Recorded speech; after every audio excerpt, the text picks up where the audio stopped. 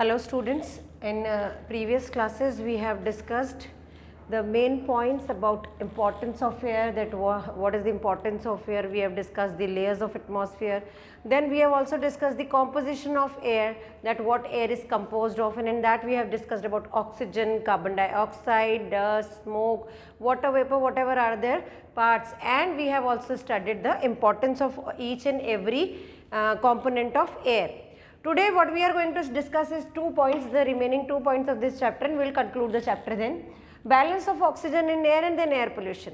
Now what is balance of oxygen in air? I told you earlier also that oxygen which is being utilized in two processes mainly, that is respiration and combustion. एक respiration में होगा and then combustion में भी oxygen का usage होगा.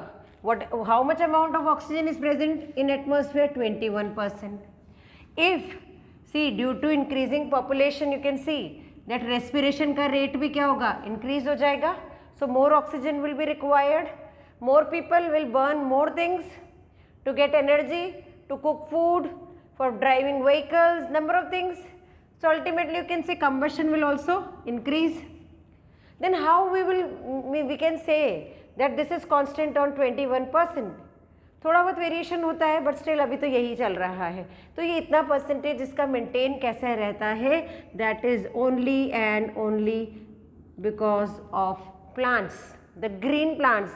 दे during photosynthesis these green plants produce far more oxygen.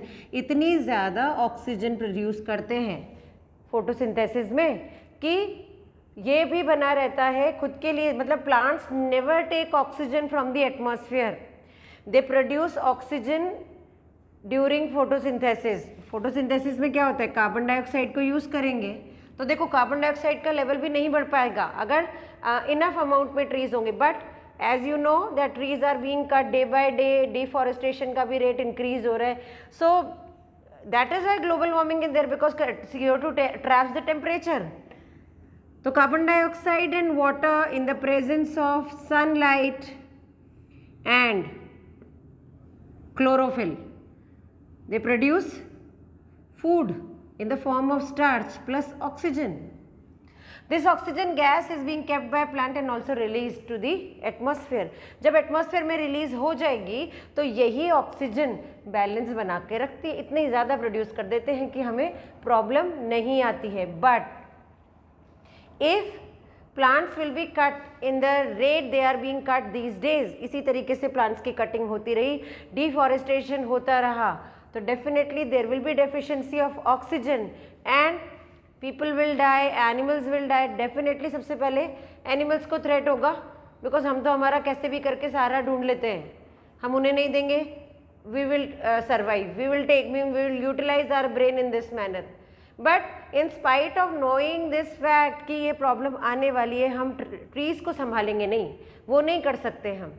तो better है कि एफॉरेस्टेशन हो, ट्री प्लांटेशन हो, अननेसेसरली कटिंग ऑफ ट्रीज ना हो, just for mining some diamonds and those things which are actually just a symbol of status. There is no need to mine diamonds. If they are there, let them there and let the trees grow on them. What you will do with the diamonds? Diamonds cannot satisfy your thirst.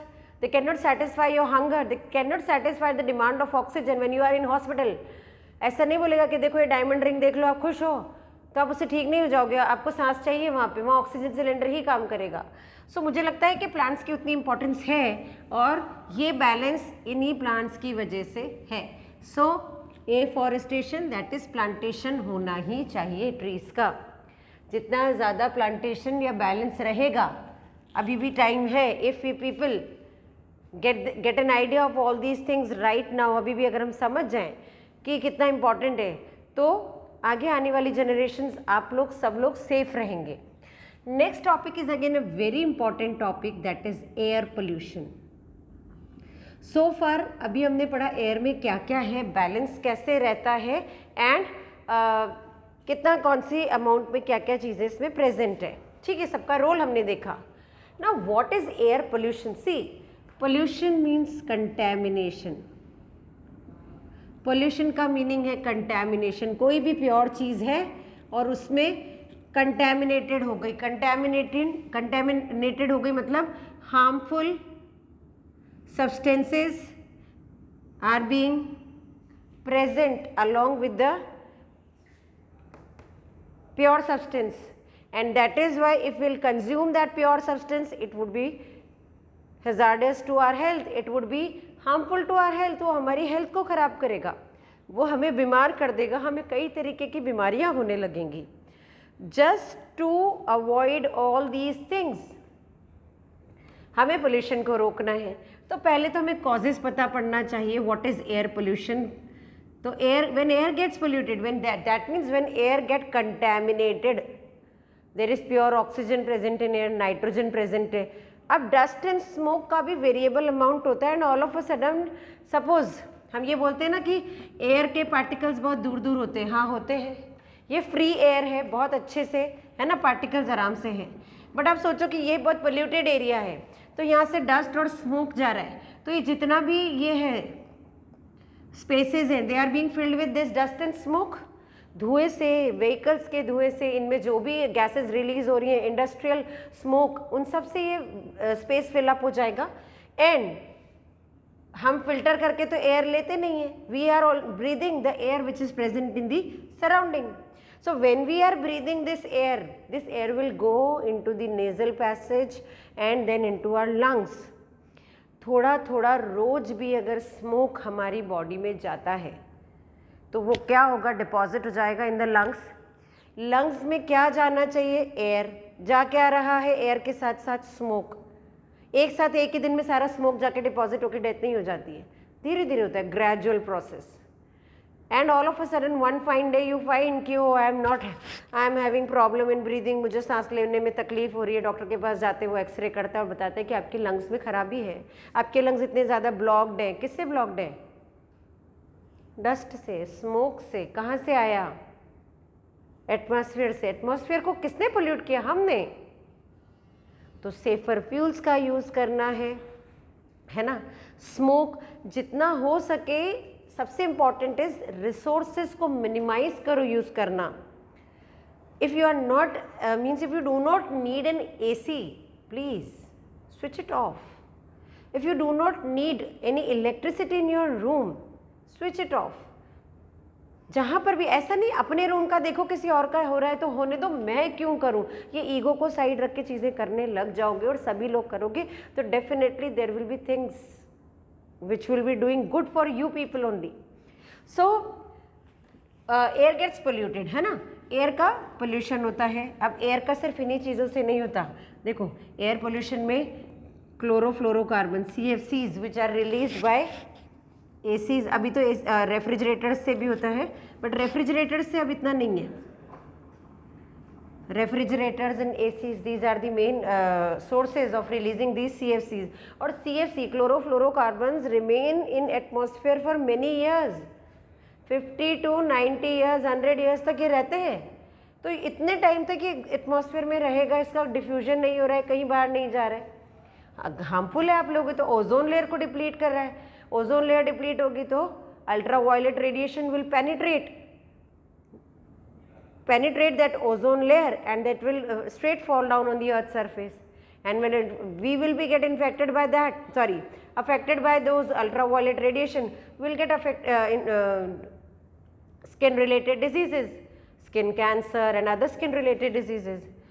So this is one of CO2 increased by vehicles। इसका सबसे important है burning process, जहाँ पर भी burning हो रहा है, चाहे वुड बर्न है, फॉरेस्ट फायर्स है, there are number of reasons for this. So again this CO2 amount is increasing. आप एक रूम में बहुत सारे जब बैठ जाते हो और फैन चल रहा है फिर भी आपको गर्मी लगेगी, क्यों? Everybody is doing respiration, every people there, they all are releasing CO2। All of a sudden उस रूम में CO2 का अमाउंट बढ़ जाएगा तो आपको सफोकेटिंग लगेगा, गर्मी लगेगी। CO2 ट्रैप करता है, ग्लोबल वार्मिंग करेगा। तो there are means these are the reasons and one should avoid all these things. ठीक है। नाइट्रोजन डाइऑक्साइड, जब नाइट्रोजन ये निकलती है इससे, sulphur sulphur,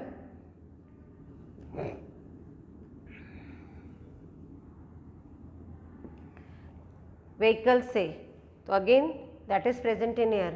Now you will say ma'am how this is polluting air, ये air को कैसे pollute करें? देखो अभी कुछ नहीं हो रहा है, अभी they are in the atmosphere and they are present in less amount.